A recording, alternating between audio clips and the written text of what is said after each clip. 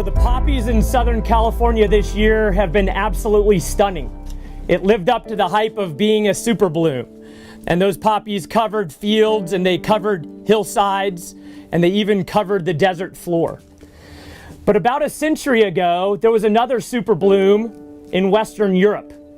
And in that case, in the midst of World War I, our soldiers found that poppies grew over the battlefield in the midst of conflict, and sometimes over those hastily created gravesides for our fallen. There was a soldier named Lieutenant Colonel John McCrae who recognized this phenomenon as a soldier there in the midst of World War I in 1915, and he wrote the following poem.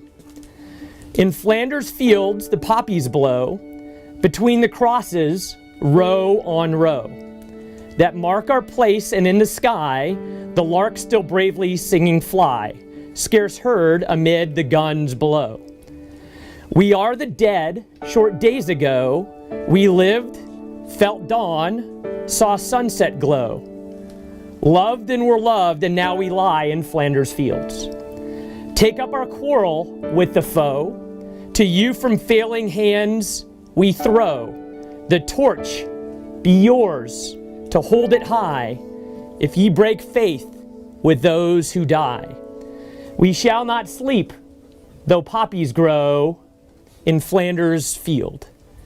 John McCrae wrote that with a very distinct and stark challenge from the dead to the living.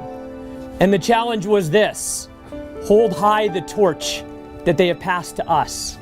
Carry on their incredible legacy. 50 years later, General Douglas MacArthur gave what is known as his farewell speech on May 12, 1962, at West Point, his alma mater, the United States Military Academy, and he charged those cadets with something similar to what was described in Flanders Fields, and in part, this is what he said.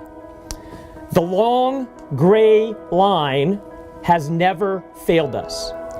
Were you to do so, 1,000,000 ghosts in olive drab, in brown khaki, in blue and gray, would rise from their white crosses, thundering those magic words: duty, honor, country. General MacArthur described exactly the same thing. It is our responsibility to live up to their legacy, the long gray line, those who have gone on before us, and to remember them best, of course, by honoring them by our words, but more importantly, honoring them by our actions, by carrying the torch for them. 50 years prior to Flanders Fields, our President Abraham Lincoln stood on another battlefield, this time on this side of the Atlantic Ocean, in a place known as Gettysburg in Pennsylvania, and he gave a very poignant speech that started out reminding us that words could not consecrate their actions any better than their actions could. And indeed, anything that we say would fall short of what they have already done to consecrate that place, that battlefield, and that cemetery. But then he went on to challenge us with these words, similar to the others. It is for us the living, rather, to be dedicated here to the unfinished work, which they who fought here have thus far so nobly advanced. It is rather for us to be here dedicated to the great task remaining before us, that from these honored dead we take increased devotion to that cause for which they gave the last full measure of devotion, that we here highly resolve that these dead shall not have died in vain. President Lincoln's charge to us is to carry on their unfinished work, to live up to their amazing legacy. What is that legacy? It was described brilliantly by our president in 1944, President Roosevelt. We are a few days away from the 75th anniversary of D-Day, the invasion by Allied forces of mainland Europe on June 6, 1944. And by the end of that day, over 150 Allied troops set foot onto the soil of France to start the cause of liberation in mainland Europe during World War II. That evening, our president on live radio led this nation in prayer. And in part, this is what he said. about our legacy. They fight not for the lust of conquest. They fight to end conquest. They fight to liberate.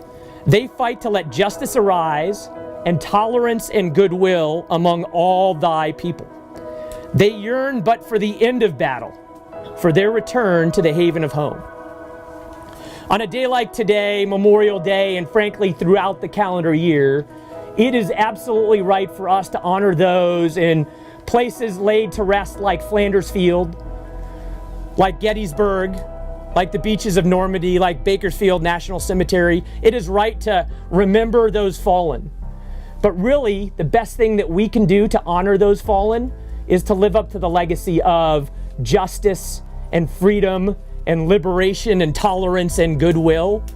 And the best way that we can serve them and to honor them is to carry on their legacy, to hold their torch high, though poppies grow.